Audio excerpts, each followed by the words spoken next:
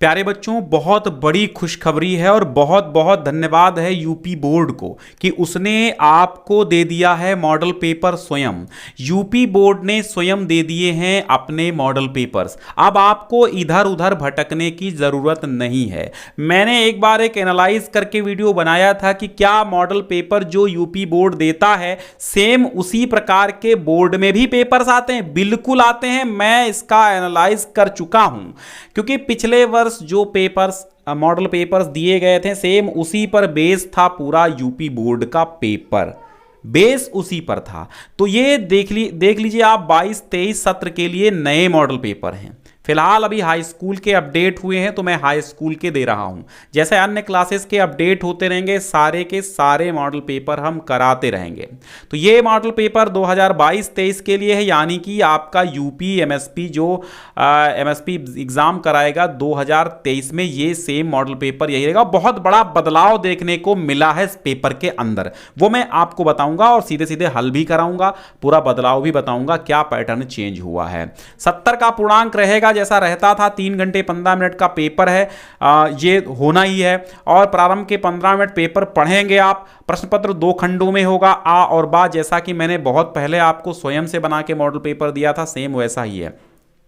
प्रश्न पत्र के खंड आ में बहुविकल्पीय प्रश्न है, जिसमें सही विकल्प का चयन करके ओएमआर शीट पर नीले, क्या बात है, बहुत बड़ा बदलाव, ओएमआर शीट पर होंगे एग्जाम आपके, बिल्कुल पक्का ओएमआर शीट पर होंगे। यह बिल्कुल 100% श्योर हो गया इस पेपर के साथ। ओएमआर शीट एग्जाम में मिलेगी आपको, कह दिया बोर्ड ने। क्या कहा कि ओएमआर शीट पर नीले अथवा काले बाल पॉइंट पेन से सही विकल्प वाले गोले को पूर्ण रूप से काला करना है और आपकी कंप्यूटर से चेक होगी ओएमआर शीट।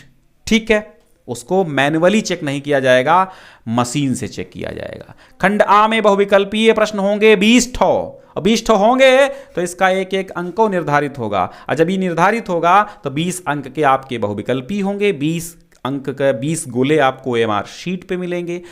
मैंने कहा ना, बदलाव हुआ है तो हुआ है। ठीक है, अब इसी पेपर को हम बिल्कुल, ये प्रूफ है आपके लिए, 100% आप श्योर हो जाइए। इस पेपर के बाद आपको कहीं भी भटकना नहीं है, किसी भी कहीं भर भी दिमाग नहीं लगाना है। कोई कितना चिल्लाए आप मत मानिए, क्योंकि आप अगर हम पर विश्वास करते हैं तो आप किसी के ऊपर भरोसा मत करना, क्योंकि मेरे बाद अगर आप किसी पर भरोसा करते हैं और वो कुछ गलत देता है तो मेरी कोई गारंटी है नहीं। मैं बिल्कुल सही चीज आपको बता रहा हूं। ठीक है, तो आ में बहुविकल्पीय प्रश्न 1 अंक के हैं। 2 जो खंड आ के प्रश्नों को हल करने हेतु 1 घंटा तथा खंड बा के प्रश्नों को हल करने हेतु 2 घंटे का समय निर्धारित है। समझ गए आप? 20 क्वेश्चन आपको 1 घंटे में करने हैं और आपको बा में 2 घंटे में करने हैं। अब मैनेजमेंट आपको करना है, आप चाहें तो 15 मिनट में भी 20 क्वेश्चन आप कर सकते हैं, लेकिन जल्दबाजी नहीं करने का। गोला तभी भरिएगा जब आपका क्लियर हो जाए, बाकी सीरियल से भरिएगा, कहीं गलत ना हो। ठीक है, अब यहां पर बाबू गुलाब राय किस युग के लेखक हैं? ऑप्शन मिलेंगे 4, भारतेंदु युग, द्विवेदी युग, शुक्ल युग, शुक्लोत्तर युग। ये शुक्लोत्तर है। अब देखिए बोर्ड की टाइपिंग मिस्टेक देखिए, तो शुक्लोत्तर युग है, द्विवेदी युग है, भारतेंदु युग है, शुक्ल युग है, तो क्या सही होगा? तो प्यारे बच्चों, यहां पर आपका सही जवाब जो होगा वो आपका होगा शुक्ल युग। शुक्ल युग के निबंधकार हैं बाबू गुलाब राय। तो आप 3 पे गोला कीजिएगा अपनी ओएमआर शीट में। चिंतामणि किस विधा की रचना है? चिंतामणि किस विधा की रचना है? चिंतामणि निबंध है। ठीक है, गबन किसकी रचना है? गबन मुंशी प्रेमचंद की रचना है। फिर आइए, चौथा प्रश्न कह रहा है कि शुक्ल युग की समयावधि क्या है? तो शुक्ल युग की समयावधि 1919 से 1938 तक रही है। और नीड़ का निर्माण फिर किस विधा की है? तो ये आत्मकथा है। किसकी? हरिवंश राय बच्चन की। प्रिय प्रवास किस युग की रचना है? तो प्रिय प्रवास अयोध्या सिंह उपाध्याय हरिऔध की द्विवेदी युग की रचना है। ठीक है, मधुशाला किसकी रचना है? हरिवंश राय बच्चन की है मधुशाला। मधुबाला, मधुकलश, भारत भारती किसकी रचना है? मैथिली शरण गुप्त की रचना है भारत भारती। आधुनिक काल कब से कब तक माना जाता है? आधुनिक काल कब से कब तक माना जाता है? तो सन 1843 से अब तक, 1643 से 1843 तक, 1936 से 1943 तक, 1918 से 1936 तक। तो देखिए आधुनिक काल कब से माना जाता है? आधुनिक काल जब चला था तो भारतेंदु युग से आधुनिक काल माना जाता है, और भारतेंदु युग 1850 के आसपास से प्रारंभ होता है। ठीक है, तो आधुनिक काल पूर्व भारतेंदु युग ये है।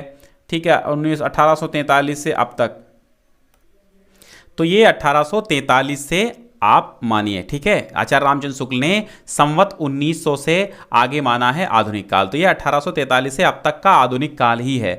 मतिराम किस युग के कवि हैं? चिंतामणि मतिराम ये रीतिकालीन कवि हैं। ठीक है, रीतिकाल के हैं। फिर आपका रस, देखो हमने कहा था भाई रस छंद और अलंकार ये आपके आने हैं काहे में? रस छंद और अलंकार सब ऑब्जेक्टिव में आने हैं, तो हास्य रस आपका ऑब्जेक्टिव में। रस क्या है? का हास्य रस का स्थायी भाव कौन सा है? हास है। ठीक है, सोहत ओढ़े पीत पट श्याम सलोने गात मनो नील मणि शैल पर आतप पर्यो प्रभात। यहाँ पे कौन सा अलंकार है? ये अलंकार आपको बताना है। तो ये अलंकार यहाँ पर मनो आ जाने से उत्प्रेक्षा अलंकार। देखो अलंकार भी आपके ऑब्जेक्टिव में आएंगे। फिर रोला छंद में कितने चरण होते हैं? तो प्रत्येक छंद में 4 चरण होते हैं, तो रोला में भी 4 चरण होते हैं। ठीक है, तो रस छंद और अलंकार ये तीनों के ऑब्जेक्टिव बन गए। आकर्षक शब्द में किस उपसर्ग का प्रयोग हुआ है? उपसर्ग पहले लगता है तो आ उपसर्ग का प्रयोग हुआ है। कर्षक अलग है, कर्षण अलग है और आ अलग है, तो आ उपसर्ग का प्रयोग हुआ है। फिर प्रत्यय के कितने भेद होते हैं? प्रत्यय के कितने भेद होते हैं? भाई साहब प्रत्यय के भेद तो मैंने भी नहीं पढ़ाए हैं। ठीक है, तो प्रत्यय के 2 भेद होते हैं वैसे, कृत प्रत्यय, कृदंत प्रत्यय और तद्धित प्रत्यय, 2 भेद होते हैं। कुछ लोग 3 भी माने हैं। ठीक है, ठीक है, तो प्रत्यय प्रयोग के आधार पे 2 भेद होते हैं। एक तो कृत प्रत्यय आपका होता है, एक तद्धित प्रत्यय होता है। तद्धित और कृत 2 प्रत्यय होते हैं। तद्धित कैसे लिखा जाता है? ऐसे देखिएगा, तद्धित। ठीक है, तो ये चीज नहीं बताई थी, आज बता दी हमने। पीताम्बर में कौन सा समास है? ठीक है, संस्कृत में 3 होते हैं, एक स्त्री प्रत्यय भी होता है, लेकिन आपको हिंदी की दृष्टि से देखना है। पीताम्बर में कौन सा समास है? पीताम्बर में आपका कर्मधारय समास है। ठीक है, पीत है जो अंबर कर्मधारय समास है। मैं चाहूंगा आपको कि दिगु और द्वंद्व समास ही, देखो यहां पर गलती बोर्ड ने कर दी है, चूंकि कर्मधारय समास तो हट चुका है। मैं बोर्ड का सिलेबस दिखाता हूं आपको।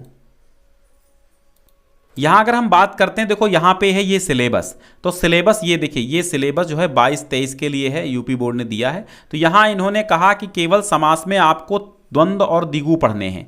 अब यहां पर प्रश्न लेकर बैठ गए हैं कौन सा है? यहां पे प्रश्न आप लेकर के बैठ गए हैं कर्मधारय समास का, और पीताम्बर बहुब्रीहि भी होता है अगर आप कृष्ण के अर्थ में ले लेंगे तो।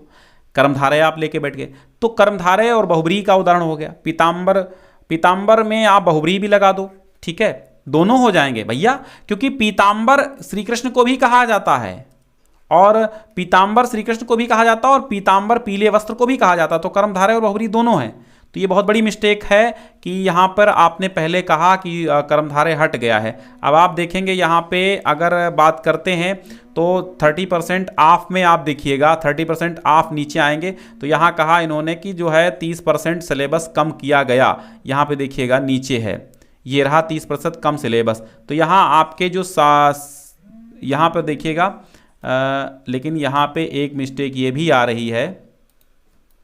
तो आप यहां देखेंगे कि 30% में कर्मधारय और बहुब्रीहि, हाँ सही है, कर्मधारय और बहुब्रीहि हटा दिए गए हैं। तो मैं बोर्ड से गुजारिश करूंगा कि भाई ये जो है, बोर्ड से गुजारिश करूंगा कि आप जो है ये सुधार करें, कोई दिक्कत नहीं। कर्मधारय और बहुब्रीहि हट गए हैं आपके, और उसी का उदाहरण यहां पर दे दिया गया है। ठीक है, चलिए कोई बात नहीं, यहाँ पे बहुब्रीहि समास भी लगा सकते हैं कर्मधारय, क्योंकि ये एक आप समझिए अपवादित प्रश्न है। आंसू का तत्सम रूप क्या होगा? आंसू का आपका हो जाता है तत्सम अश्रु। ठीक है, तो प्रत्यय उपसर्ग भी आपके ऑब्जेक्टिव में आएंगे, समास भी ऑब्जेक्टिव में आएंगे, व्याकरण पूरी ऑब्जेक्टिव में आनी है। यड़ संधि का सूत्र लिखिए। यड़ संधि का सूत्र क्या होता है? इको यड़ची यड़ संधि का सूत्र होता है। अफ्रीकता फलस्य शब्द का विभक्ति और वचन लिखिए। तो फलस्य जो है चतुर्थी, हाँ रामस्य राम रामाणाम, षष्ठी का एक वचन है। ठीक है, षष्ठी का एक वचन जो है वो फलस्य हो जाता है। ठीक है, अपठत धातु का वचन और पुरुष लिखिए। तो अपठत जो है ये प्रथम पुरुष एक वचन का है, ठीक है। अपठत, अपठताम, अपठन, ये पठत, पठता, पठंती, वहां से अपठन लंग लकार में चलता है ये, ठीक है। तो 20 आपके ऑब्जेक्टिव हो गए, ठीक है। अब जो ऑब्जेक्टिव नहीं बनेंगे वो नीचे आपके आएंगे। चलिए आगे देखते हैं। वर्णात्मक प्रश्न आपका खंड बा में पूर्णांक 50 इसका होना है। ये हो सकता है आपको ये पेपर अलग मिल जाए, लेकिन ऐसा नहीं होगा, पेपर एक साथ मिलेगा, आप दोनों में टाइम एडजस्ट कर लीजिएगा। पूर्णांक 20 का यहाँ बहुविकल्पी का अलग दिया गया है, तो आपका OMR शीट अलग जाएगी, ठीक है। कुछ लोग ये मान रहे हैं कि अगर आप 20 में से 7 क्वेश्चन सही नहीं कर पाए तो आप फेल भी माने जा सकते हैं, लेकिन अभी इसके लिए कोई न्यूज़ नहीं है ना। लेकिन आप 7 से ज़्यादा ले आएंगे, उसमें कोई टेंशन नहीं है। तो पूर्णांक 50 यहाँ पे आपके वर्णात्मक प्रश्न है। बड़े विधिवत यार शेयर कर दो इसको, बड़ी मेहनत करते हैं हम आपके लिए, एक एक चीज़ छांट करके, उठा करके, ढूंढ करके, बताओ इतना इंपॉर्टेंट पेपर में लेके आ गया ढूंढ करके, है ना। तो देखिएगा वर्णात्मक प्रश्न यहां देखिए, यह कोई बात नहीं है कि एक स्वभाव और रुचि के लोगों में ही मित्रता हो। मित्रता आया तो मित्रता आचार्य रामचंद्र शुक्ल, हमने इस पे वीडियो बनाया है कि गद्यांश कैसे पहचाने और पद्यांश कैसे पहचाने। इसकी ट्रिक हमने ऑलरेडी एक वीडियो, 2 वीडियो दे रखे हैं, गद्यांश पहचानने की ट्रिक और पद्यांश पहचानने की ट्रिक। संदर्भ अच्छा कैसे लिखें वो भी वीडियो आपको मिलेगा। अच्छा निबंध कैसे लिखें वो भी मिलेगा। अच्छी कॉपी कैसे लिखें वो भी मिलेगा। हर एक प्रश्न का जवाब है हमारे चैनल पे, अगर आप हिंदी से रिलेटेड चाहते हैं कोई, और हिंदी का ही नहीं, यूपी बोर्ड से संबंधित तमाम जो डाउट्स हैं वो सारे क्लियर करता रहता हूं मैं बोर्ड के मतलब वीडियो बना करके। और एक चीज़ है, अभी मार्च में आपके एग्जाम बोर्ड के भी होने हैं, तो बिल्कुल पक्का मान लीजिए ये, ठीक है। तो यहां पर देखिएगा अब रेखांकित अंश है, चूंकि रेखांकित अंश है तो इसकी व्याख्या भी करनी पड़ेगी। यहां देखो लिखा है, तो पहले मैं व्याख्या ही कर देता हूं। यह कोई बात नहीं है कि एक स्वभाव रुचि के लोगों में ही मित्रता हो सकती है। समाज में विभिन्नता देखकर लोग एक दूसरे की ओर आकर्षित होते हैं।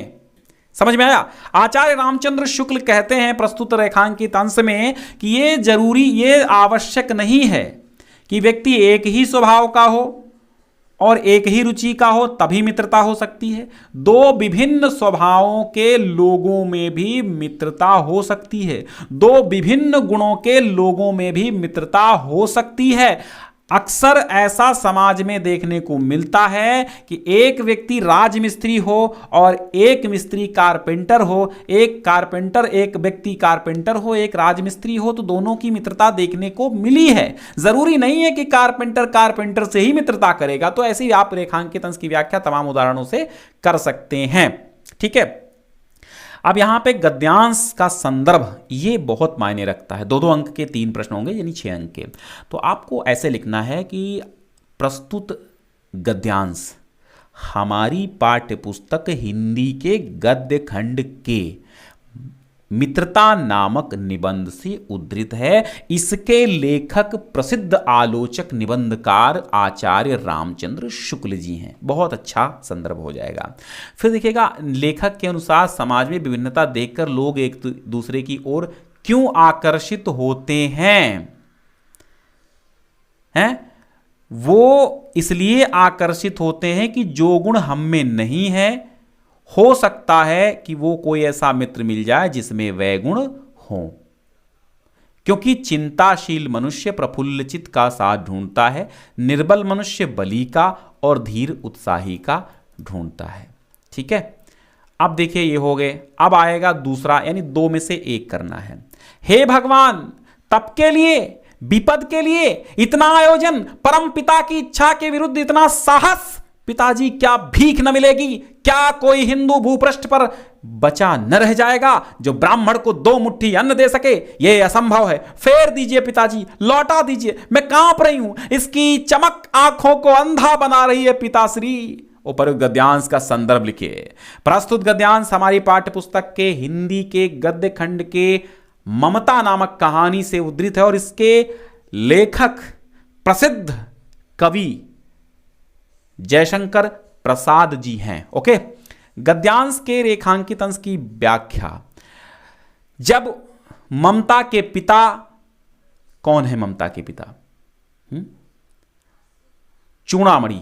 जब ममता के पिता चूड़ामणि मुगलों का उत्कोच अर्थात मुगलों की घूस के स्वरूप में स्वर्ण लेकर के आते हैं, तब ममता कहती है कि हे पिताजी, ये विपत्ति के लिए इतना आयोजन क्यों कर रहे हो? क्योंकि यह ईश्वर की इच्छा के विरुद्ध है जो कार्य आप कर रहे हैं। पिताश्री, ये आप दुस्साहस कर रहे हैं। अगर भविष्य में हमारे पास कुछ नहीं बचता है तो हे पिताजी, ब्राह्मण को इस संसार में भिक्षा का सहारा होता और ब्राह्मण भिक्षा मांग के खा लेगा। जब तक इस भूपृष्ठ पर कोई हिंदू रहेगा तब तक ब्राह्मण भिक्षा से खा लेगा। हे पिताजी, आप इस उत्कोच को वापस कर दीजिए। ये व्याख्या कर देंगे आप। ममता द्वारा किस कार्य को ईश्वर की इच्छा के विरुद्ध बताया गया है? तो ममता द्वारा पिता चूड़ामणि का मुगलों के द्वारा दिया गया उत्कोच लेना ईश्वर की इच्छा के विरुद्ध बताया गया है। अब पद्यांश आएगा 3 प्रश्नों का। देखिए, हमने कहा था बहुत बड़ा बदलाव देखने को मिल रहा है। बोर्ड परीक्षा में अब संदर्भ, प्रसंग और व्याख्या नहीं आएगी। अब आपका आएगा पद्यांश और उस पर आधारित 3 प्रश्न। ये ऑलरेडी हम सूरदास और रसखान और ये सब करा चुके हैं। अब धीरे धीरे मैं जो भी बच्चे हैं चैप्टर वो मैं करा दूंगा। ओके, चरण कमल बंदो हरिराई, जैसा कि मैंने बताया था, तो यहां पर पद्यांश का संदर्भ सूरदास के पद है, तो आप उसी हिसाब से लिखिएगा जैसे अभी मैंने ऊपर बताया।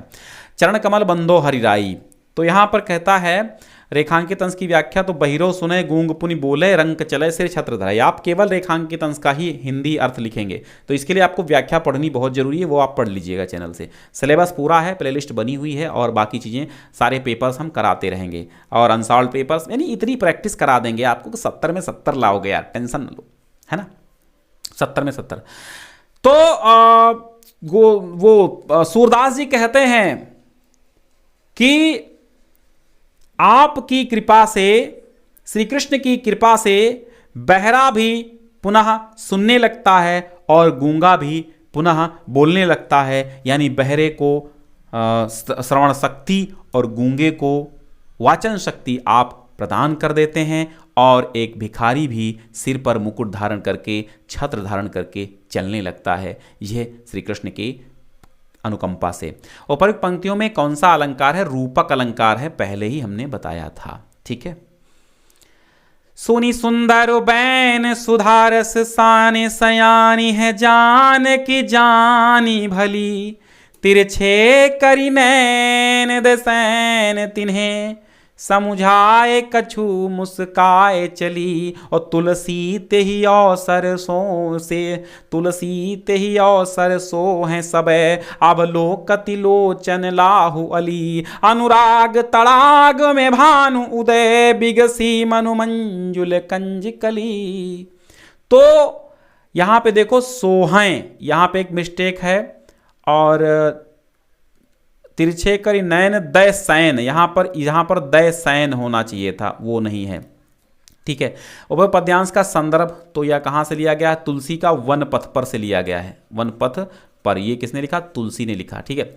और हो गया संदर्भ, लिखिएगा रेखांकित अंश की अनुराग यानी प्रेम रूपी सरोवर में। इसकी अर्थ क्या है? प्रेम रूपी सरोवर में श्री राम रूपी सूर्य के उदित होने से सुंदर हृदय रूपी कलियां, ठीक है, सुंदर, हाँ, यानी फिर से समझिए, तुलसीदास जी कहते हैं कि उस अवसर पर स्त्रियां उनके दर्शन को, यानी राम के दर्शन को स्वयं लाभ पाकर मानकर राम को एक टकी लगाए देख रही थी, तो ऐसी शोभा पा रही थी मानो सूर्योदय होने पर प्रेम के तालाब में सुंदर कमल कलियां खिल उठी हों। यानी अनुराग तड़ाग प्रेम रूपी सरोवर में सूर्य के उदित होने से बिगसी माने खिली हों, मनु माने मानो, मंजुल माने सुंदर, कंज माने नेत्रों, कंज माने कमल की कलियां, मानो उनके नेत्र रूपी कमल की कलियां खिल गई हों। बस इतना ही व्याख्या आप लिखिएगा। और अनुराग तड़ाग तथा मनु मंजुल कंज में कौन सा अलंकार? तो अनुराग तड़ाग में रूपक अलंकार है, मनु मंजुल कंज कली में आपका उत्प्रेक्षा अलंकार है। ठीक है, उत्प्रेक्षा अलंकार है। अब यहां देखो, हमने जो कहा बिल्कुल वो सच निकल रहा है। हमने कहा था कि इस बार 2 गद्यांश और 2 पद्यांश, यानी 2 श्लोक और 2 संस्कृत गद्यांश आएंगे, जिनके हिंदी अनुवाद आपको 1 श्लोक और 1 गद्यांश का करना होगा। बिल्कुल एक्यूरेट चीज है, बिल्कुल सही बात निकली और वो वैसा ही हुआ।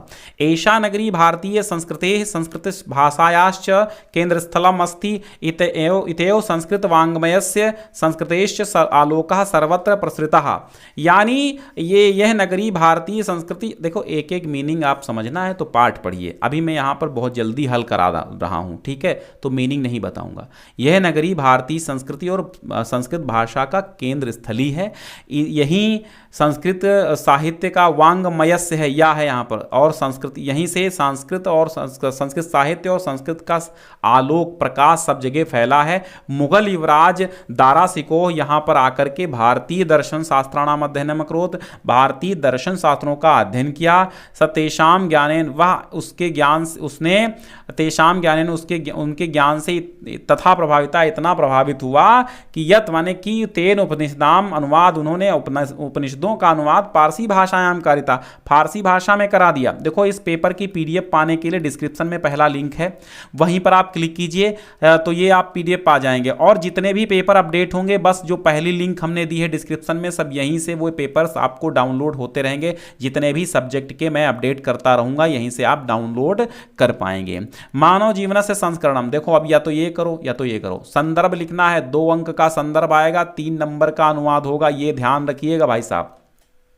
संदर्भ गलत, काम खत्म, 2 नंबर का। हाँ, तो मानव जीवन से संस्करणम, मानव जीवन को संस्कारित करना ही संस्कृति है। अस्माकम पूर्वजा, हमारे पूर्वज, मानव जीवन संस्कर्तुम, मानव जीवन को संस्कारित करने के लिए महानतम प्रयत्न अकुर्वन्, महान प्रयत्न किया है। तो माने ते यहाँ पर लिखो, ते अस्माकम, वे हमारे जीवन को, अस्माकम जीवन से संस्करणाय, हमारे जीवन को संस्कार युक्त करने के लिए, यान आचारान विचारान, जिन आचारों और विचारों को आदर्शन माने दिखाया, तत्सर्वम अस्माकम संस्कृति, वो सब हमारी संस्कृति है। और फिर आपको 1 पद्यांश मिलेगा, 2 पद्यांश में से 1 का संदर्भ हिंदी अनुवाद, 2, 3, 5 नंबर में। लोग कह रहे हैं कि कितने नंबर का आएगा निबंध, वो भी पता चल जाएगा। मानम हित्वा प्रियो भवति, क्रोधम हित्वा न शोचति, कामम हित्वार्थवान भवति, लोभम हित्वा सुखी भवेत। यानी कि घमंड को त्याग कर मनुष्य प्रिय हो जाता है, क्रोध को त्याग कर मनुष्य शोक नहीं करता है, काम को त्याग कर, इच्छाओं को त्याग कर मनुष्य अर्थवान यानी धनवान हो जाता है, और लोभ को त्याग कर मनुष्य सुखी हो जाता है। ये आपका जीवन सूत्राणि से लिया गया है। सर्वे भवन्तु सुखिनः, सर्वे सन्तु निरामया, सर्वे भद्राणि पश्यन्तु मा कश्चित् दुःख भाग् भवेत्, भारतीय संस्कृति से लिया गया। सभी सुखी हों, सभी निरोगी हों, सभी कल्याण देखें और कोई भी दुख का भागी न बने।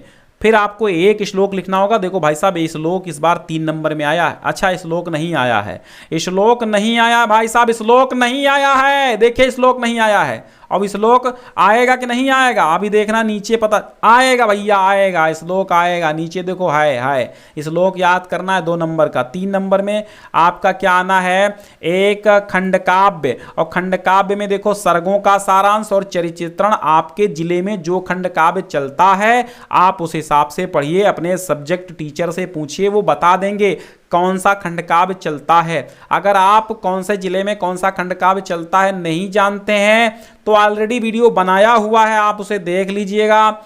सिलेबस का वीडियो जो 30% ऑफ वाला है उसमें भी मिल जाएगा आपको। 30% ऑफ सिलेबस की प्लेलिस्ट भी अलग बनी है, 2023 की प्लेलिस्ट भी अलग बनी है। डिस्क्रिप्शन में पहली लिंक है जहां से पीडीएफ आपको ये मिलेगी। अब आप कहेंगे बार बार बताते हैं, बार बार ना बताएं तो आप समझ कहां पाएंगे भाई साहब। चलिए, जीवन परिचय आपको जितने बताए थे उतने में से ही आएंगे, और 5 नंबर का जीवन परिचय इस बार हो गया है, 3 नंबर का पहले आता था, अब 5 नंबर का हो गया है। 3 नंबर में आपका जीवन परिचय, 2 नंबर की रचनाएं, ठीक है, उनकी एक प्रमुख रचना, एक रचना 2 नंबर की, ठीक है। तो ये ध्यान रखिएगा, 10 नंबर आपके जीवन परिचय से पक्के हैं। और ये जो है एक श्लोक आपको लिखना होगा जो इस इस पेपर में ना लिखा हो वो वाला। और फिर आपको संस्कृत के 2 प्रश्नों का उत्तर देना होगा। भारतीय संस्कृते मूलम किम अस्ति, भारतीय संस्कृति का मूल क्या है? पुर्राज का आसीत, चंद्रशेखरा का आसीत, बीरा के। तो यहाँ पर आप पुर्राजा एका भारतीय बीरा और चंद्रशेखरा एका देशभक्ता बीरा बीरेन पूजिते, ऐसा लिखते। अब यहाँ पर देखो एक चीज है जो हती है, 9 नंबर का आपका निबंध आएगा। एक चीज है जो आपको नहीं पढ़नी है, वह है संस्कृत अनुवाद। क्या है? संस्कृत अनुवाद। अब चूंकि बोर्ड अगर मॉडल पेपर जैसा बोर्ड ने दिया है, अगर ऐसा ही बोर्ड का पेपर आता है तो आपके संस्कृत अनुवाद नहीं आएंगे। फिलहाल लास्ट में देख के जाना, कुल मिला के संस्कृत अनुवाद नहीं आएंगे, ये मेरा मानना है। और बोर्ड ने जैसा पेपर बोर्ड देता है वैसा ही पेपर बोर्ड में आता है, जैसा मॉडल पेपर देता है वैसा ही पेपर सेम उसी पैटर्न पर आता है। तो बच्चों मेरा कहना मानो, एक बार इस वीडियो को शेयर बहुत कर देना। यूपी बोर्ड ने स्वयं ये पेपर दिया है, कोई भी, और वो मैं प्रूफ दूंगा आपको कहाँ से दिया है। फिलहाल ये पेपर आप डाउनलोड कर लीजिएगा, यूपी बोर्ड का पेपर दिया हुआ है, मेरे हाथ का टाइप किया हुआ नहीं है, बस ये आप समझिए यूपी बोर्ड ने स्वयं इस पेपर को दिया है ना, क्योंकि ऐसा पेपर यूपी बोर्ड का ही हो सकता है भाई साहब। देखो भाई साहब, चलिए ठीक है, बहुत बहुत धन्यवाद।